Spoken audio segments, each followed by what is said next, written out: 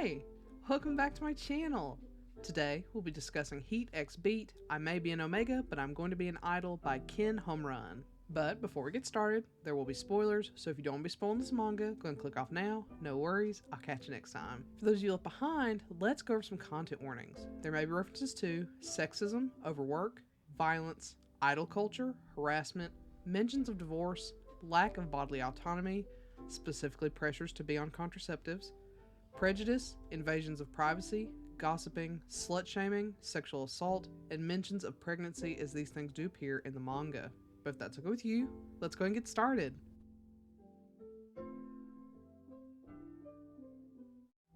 Asahi wants to be an idol. He's longed to become someone that the masses could love and support so he can entertain them and bring them joy in return. His inspiration comes from a long-retired actress and singer who had to leave because she got pregnant. Of course he admires her talent, but he admires her even more for being one of the few famous Omegas. Why would this matter? Because he's an Omega. But he doesn't let anyone know, as Omegas are heavily judged for their biology, often going into heat and, as such, quote, seducing others. Asahi makes it all the way through auditions and is placed in a new unit, dubbed B-Marks. But on the day he meets his fellow idols, he finds out one of them is an alpha. Instantly the two recognize each other, and Asahi is forced to confess that he is an Omega. Thankfully, his management will let him stay in the group, but he has to keep his identity as an Omega secret. Asahi will do anything to keep his dream alive, but Madoka, the alpha, is a huge obstacle. Can Asahi keep his secondary gender a secret while his groupmate constantly causes him to go into heat, or will he end up just like his inspiration,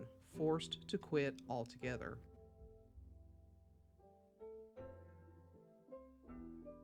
The art style in this is super cute. It's all very fluffy and pretty, as well as super clean. There is some sexy time in here, though the majority of it is softcore until you get to the very last sex scene. Then, all of a sudden, we get uncensored nudity. That was an amazing surprise. I wish we had seen more of that throughout the series because it's so rare to see in manga. This is a peculiar point to make, but I like the style of the penises here. They're reasonably sized and bulbous looking, making them look very cute. Yes, I said their penises are cute. If you didn't know I was degenerate already, there you go. There are really cute penises in this, and I was so happy to see them. While art-wise this is near perfection, the storyline isn't my favorite thing. I love Omegaverse, so I always have a bias already in play when starting a story in that setting, but this just didn't sit right with me. I'm sure a large part of it is the length, but I've read other works at a comparable size that felt more put together than this title. The first one that comes to mind is Citing the Wolf, which also has beast people. It just felt like it was trying to fit a lot of stuff in there, and as a result, it had to rush through a lot of heavy topics that I really felt like they needed more time to be explored. Then the ending is pretty similar to something I complained about in Citing the Wolf, which also feels very reminiscent of In My Closet. Much like Citing the Wolf, this has a "then everyone clapped" style moment, where Asahi and Madoka announce their relationship and Asahi's second gender on stage during their concert. However, while it worked for In My Closet, it didn't for this title and it didn't work for Citing the Wolf, and I have no doubt that part of it is entirely due to the length. With In My Closet, we see the main character work for a long time, developing himself, his relationships, and his craft before he comes out on stage and ends up finding immense love and support. With this title though, Asahi and Madoka still feel a bit like strangers, especially in their idol identities. We see very little of them actually performing and working. Instead, we often see them hanging out and flirting.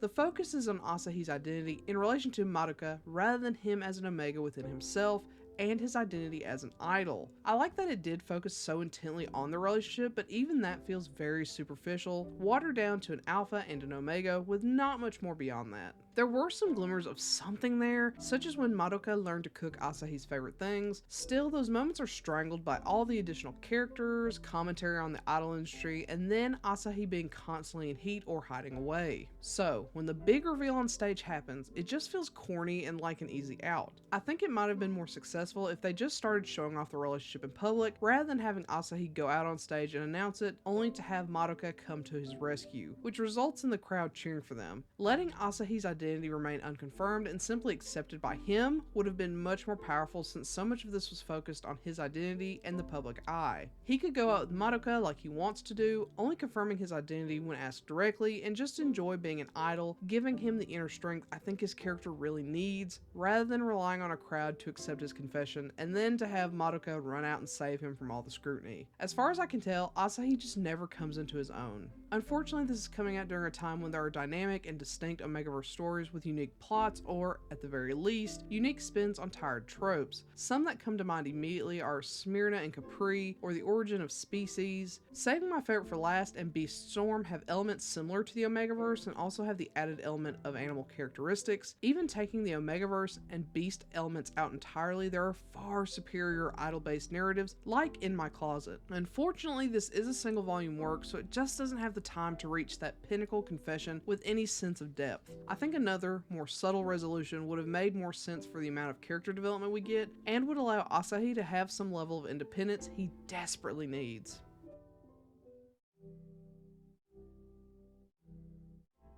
With all that being said, this was very okay.